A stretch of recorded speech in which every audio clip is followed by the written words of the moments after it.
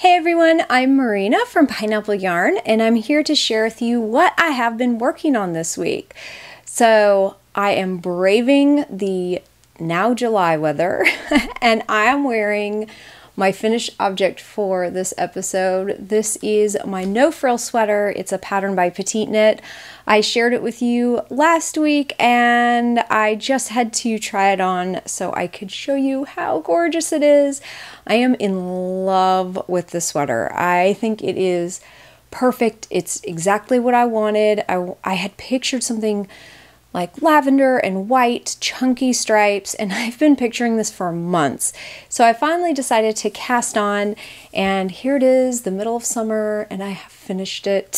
So this primarily was supposed to be a spring sweater. I had pictured it with some pretty like lavenders, kind of some like pastel neon colors, and yeah, so it may have to wait until next spring, but I think it might sneak into my wardrobe this fall as well because I absolutely love it.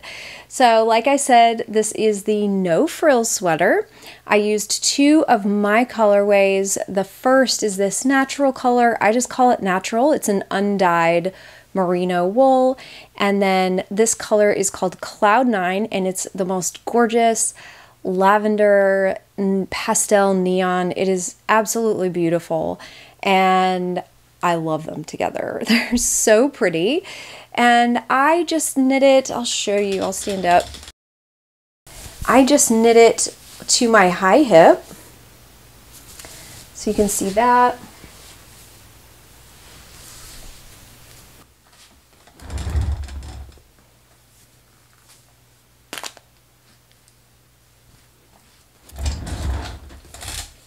And as you can tell, it is a bit oversized.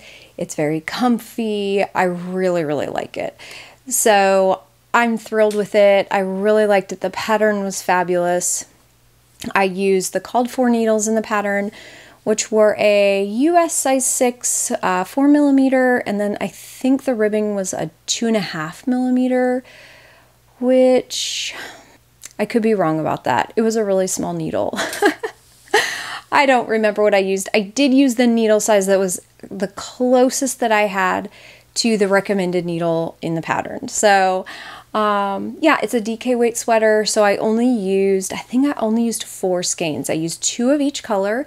I used more of the natural color because I did do the cuffs and the hem and also the neckline in that color. So I have maybe a third of the natural left, third of a skein, maybe a fourth of a skein.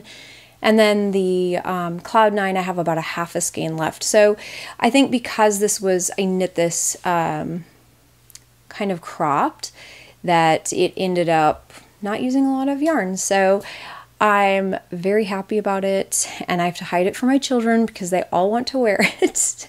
Everyone from, let's see, the 9-year-old, a 9, 11, and 15-year-old want it badly.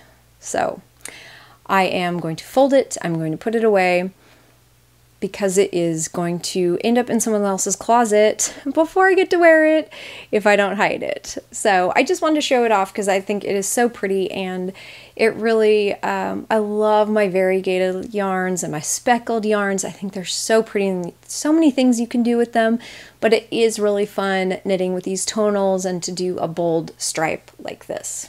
I wasn't roasting too badly with this. It has been raining for the past several days here. It means that it's very humid, but it's only been maybe 80 degrees here. It's very unusual weather for this time of year, but we have really needed the rain.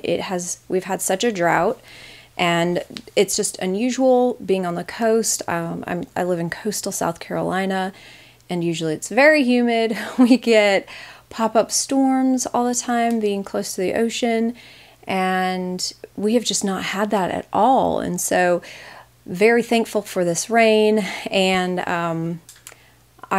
we had hit maybe some 90s there, you know, maybe a month ago, but we aren't getting that right now. It's just so unusual, but no complaints. It's great, and my HVAC system, my air conditioning is very thankful for it as well. So really, this is all I worked on this week, which it basically was done last week. I blocked it, and yeah, that's really all the knitting. I have worked on some other knitting.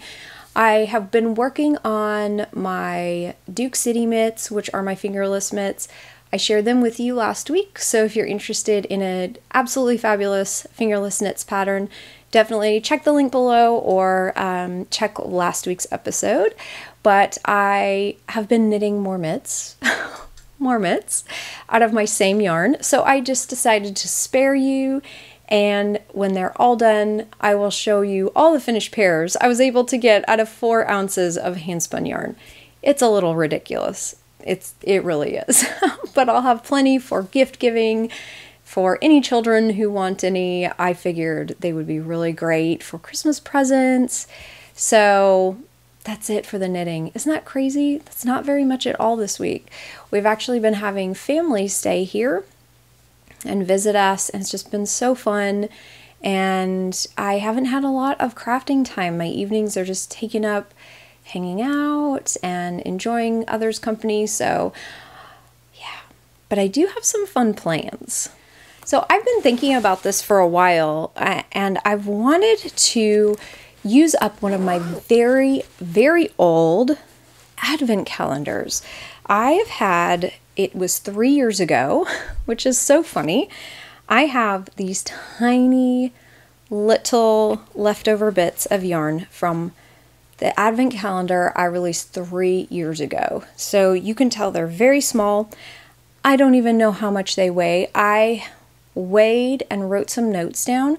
So if you're interested in the mathy details, I will post them all below in case you're interested. But I want to say I have 20 leftovers. So I don't have all 24 colors, but I do have 20. And I will also post a photo of them. They're so beautiful, and I have just been holding on to them, waiting to see, you know, what is the best project for these. And I thought about making some scrappy project socks or something like that. And finally I just decided I would love to weave these up and have some yardage, have some fabric, and maybe I could sew a top or do something that I haven't done before, but use the weaving, the woven fabric as fabric that I could sew with. So I am going to warp up my loom in a kind of a gradient. As you can see from that photo, you can see that they are in kind of a gradient. Blues, lavenders, there's some gold in there. Such a pretty advent. It was a really, really pretty advent calendar. And I am going to weave some fabric. Now that's in and of itself, that's not groundbreaking. I've done that before, but I'm so excited this time around because I found a way to warp on your rigid heddle loom, but use it's the ease of a direct warping method where it's already basically ready to weave. So it's the ease of that, but also you're not having to walk back and forth across a room. You don't need a giant room in order to stretch your warp out. And so I will link this video below. It is by Amy D. McKnight. She is an amazing weaver and teacher, and I just found her because I'm always behind on everything, it seems like. So you've probably heard of her if you're into weaving, but she has so many videos on YouTube, and she's such an amazing teacher, but she teaches a hybrid warping method with your rigid heddle loom. So basically you are warping just as you normally do on your rigid heddle loom, but you're using a warping board. So you warp onto your rigid heddle loom like through the heddle, wrap it around the bar, go back, but instead of walking all the way back across a room and putting looping your yarn around a peg, you're actually just using the warping board and running your yarn in that. I was just like mind blown when I saw it because I'd never thought of doing that. And the nice thing about rigid heddle looms is they're so much easier and faster to warp than a floor loom. And I don't think most people enjoy the warping method, like the warping process. I don't want to say they don't enjoy it. I just don't think they're not there for the warping. They're there for the weaving. And so where a rigid heddle loom is fast to warp, but it takes more time to weave, a table or a floor loom is opposite. And I love that about rigid heddle looms, is because the warping is very fast. But one thing that I have had, not issues with, but it's a bit cumbersome to leave my loom out, and then here in the studio, and I'm so thankful to have this studio space, but I am walking back and forth, especially if I'm doing a long warp, which I normally do, walking back and forth between two rooms and hoping that no one comes in here, which most people, my family don't. My children are not allowed in here. But if for some reason someone needed something, or my husband needed something in here, he has to be very, very careful not to move my loom, because it has a warp with a peg on it. Yeah, I'm always just like, fingers crossed that I can get this done in 2 days or whatever, because it could be a disaster if something happened to it. So I ordered a warping board, and I ordered it from the spinnery, where I've ordered many of my fiber tools. Jody's so great from the spinnery, so I will link her shop below. I haven't received it yet, but when I do, I plan on using this hybrid warping method. But I wanted to share it with you in case you are like me and hadn't heard of it before. It really is amazing, especially for those longer warps, or if you don't have a lot of room to do that direct warping method. I thought it was absolutely fabulous.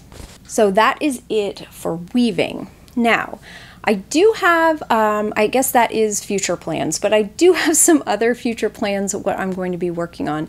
So today's July 1st, and Tour de Fleece is, I think it's starting today. I'm not spinning with any teams. I never do, just because I feel like it's a lot of pressure. And I'm always afraid that if I signed up with a team, I would get burnout, or I don't know, I just don't want to take the fun away from it and just be super competitive. And I don't know, and summers are so busy when you have school-age children as well. I don't know, summers are just busy, right? So I wanted to bring my spinning things in and just kind of give you an update on what I've been spinning, where I'm at, and what my plans are. So this is what I have been, this is my current spinning setup. I have all of my spinning things in here, which is just so great. It's so portable, and this has been working very well for me. And I have been using my Electric Eel wheel. I purchased it, I don't know when I purchased it now. I'm sure it's been at least a year, if not longer. And this is, I cannot say enough good things about this wheel. I think it is fabulous. I have spun so much on it, so much so that when I purchased it, I don't think I've spun anything on my Krumsky Minstrel, if I remember correctly. I don't think I have. I have enjoyed this so much, and it has been so easy for my lifestyle. I can put it away. The children can't touch it, because especially my little boy, he's 4, he loves spinning wheels, he loves anything with wheels. And I was really afraid he was starting to get too rough with my Krumsky Minstrel, because I do want him to play with it and to, you know, just to be comfortable with it. And it is fun. Spinning wheels are pretty amazing. But then I have my other daughters want it, and so I got this. So this is the Electric Eel wheel, and it's so fabulous. I love this wheel, and they actually just started an affiliate program. So actually several of you have asked me if there is an affiliate program with it, because I've talked about this so much and they wanted to support me through that, which is so awesome. Thank you for even thinking of that. It was really great. But I am going to post a link below where if you do purchase something from Dreaming Robots like this electric eel wheel, I will get a small commission from it, and with no charge to you. But I just wanted to give you a heads up that that is now available, which is it's really cool. It's a cool way to support this channel and support all of my spinning endeavors. But anyway, this wheel is so awesome, and I think that besides its performance, I've been very happy with it. It's a really good price. As far as spinning wheels go, it is a very reasonable price. And so if you're looking at an e-wheel, or if you are just interested in spinning wheels, I would check this out. It has really been awesome and I really love it. So I will be using my electric eel wheel, and this is my current project. I know I've talked about my hedgehog fibers clubs in the past and how I have not wanted to spin the silk, but I finally just broke down. I had to spin the silk, get it out of my projects and get it out of my stash. So this is a really beautiful silk. Isn't this gorgeous? It has some little neps in it, and the shine is just amazing. So what I've been doing with this, I have been spinning this worsted style. So I'm spinning it, I think short backdrop with smoothing. So I'm able to get a really nice smooth worsted spin, and this is half of it. And then I have the other half right here. Oh, it's just beautiful. Look at this fiber. I mean, I love this. The Hedgehog Fiber Club is just amazing. One thing that they do that I think is just super awesome is they take a fiber blend. So they take a comb top that has, for instance, this one already has like a mint green running through it, and some neps, and but then they over dye. So you just get this, you get layers and layers of these different fibers and colors, and it's so creative and it's very satisfying to spin.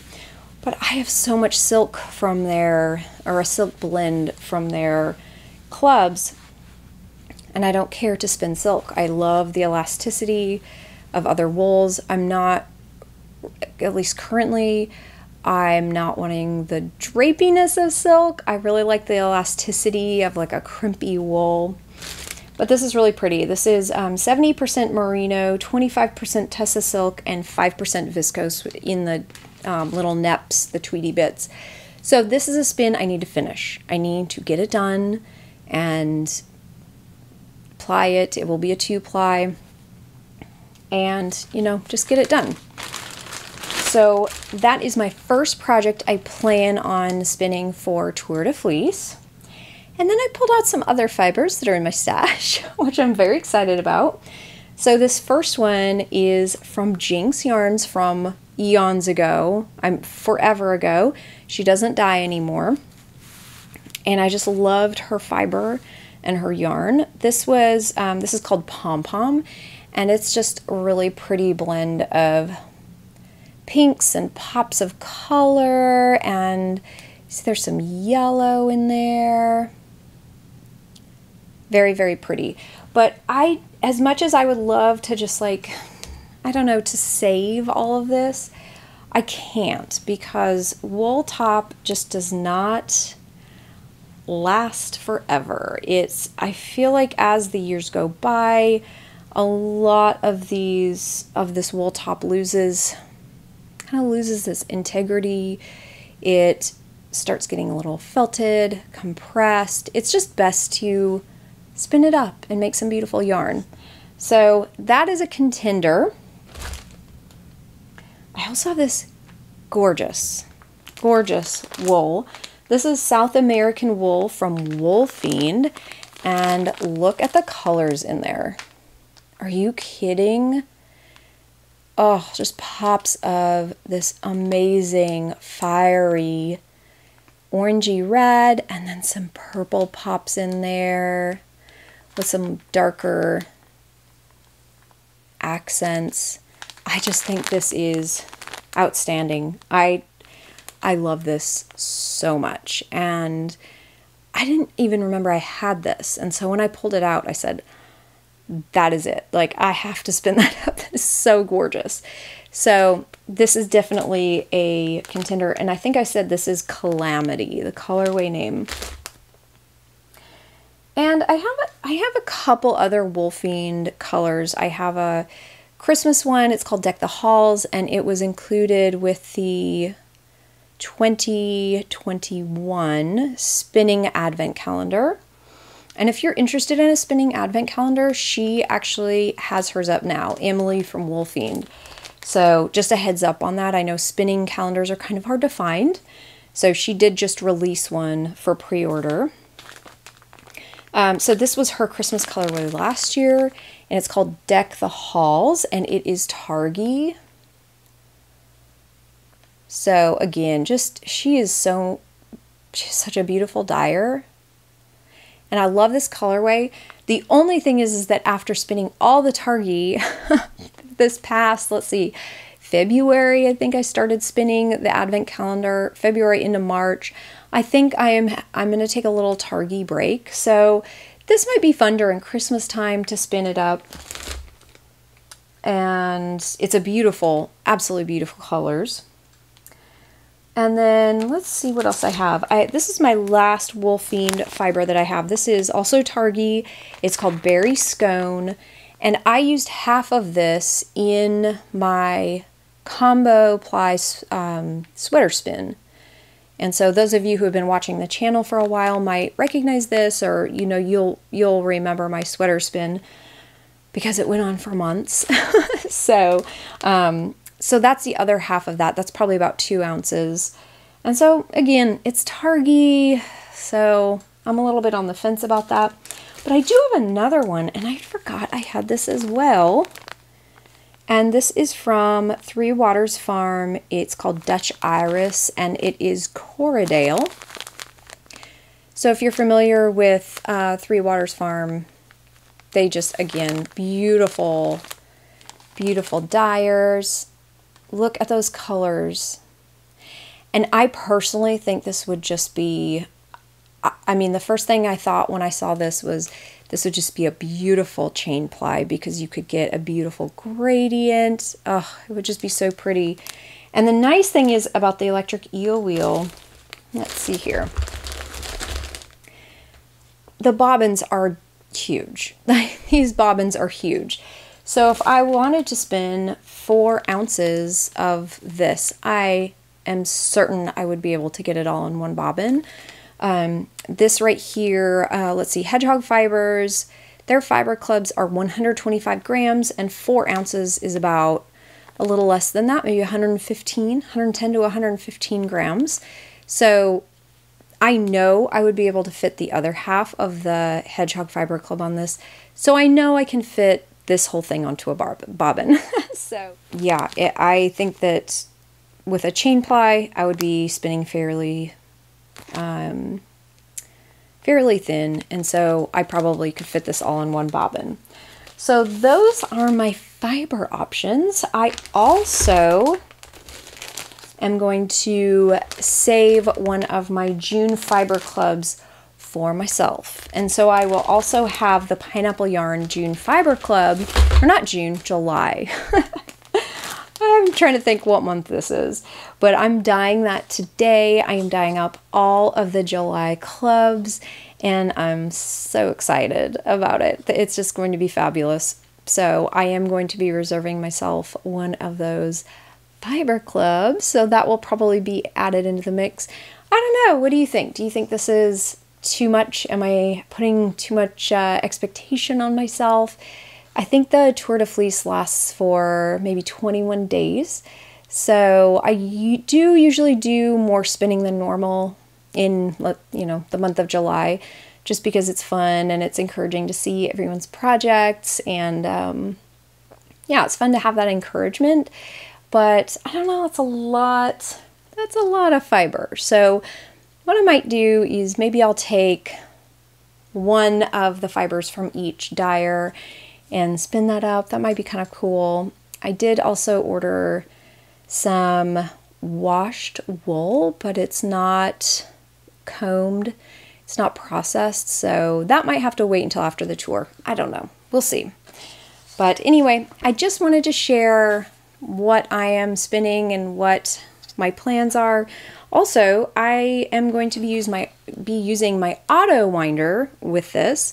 As you can tell, this metal base, this doesn't come with the Electric Eel wheel. It actually comes with this tool, which is just so fabulous. This is an auto winder. It works basically the same as a woolly winder.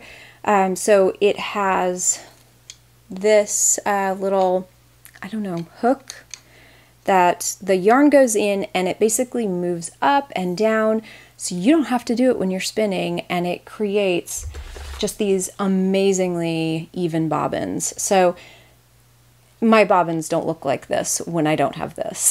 My bobbins are very mountain and valley and very wavy, but I'll tell you, using the Electric Eel wheel, pairing it with this auto winder, it is almost ridiculous how easy spinning is.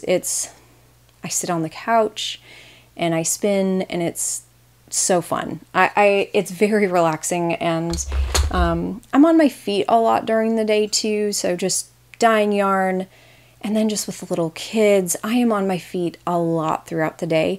And sometimes I don't want to treadle. I don't want to sit up with a spinning wheel and treadle, and I'm sure that will change someday, as you know, in a different season of life that will change, but until then, I will just keep using my Electric Eel wheel.